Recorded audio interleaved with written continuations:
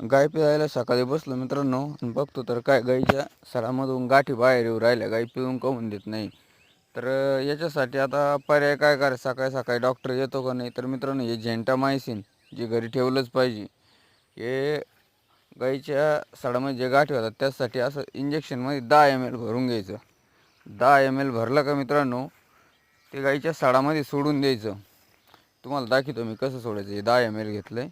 10 ml घेतल्यानंतर त्याची आहे ना डिटेल काढून घ्यायची आणि हे असं आहे ना सडामध्ये ज्या सडाला गाठी झाली त्याच्यामध्ये सोडून द्यायचं.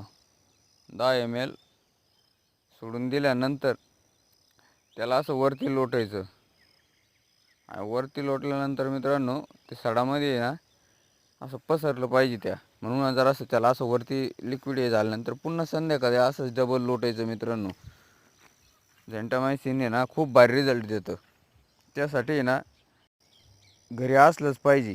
डॉक्टर येऊपर्यंत भरपूर फरक देतो आणि डॉक्टर बी हेच देतात.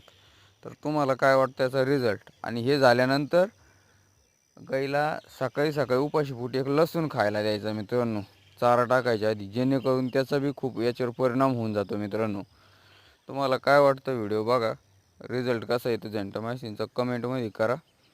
तुम्हाला येतो का प्रॉब्लेम बघा.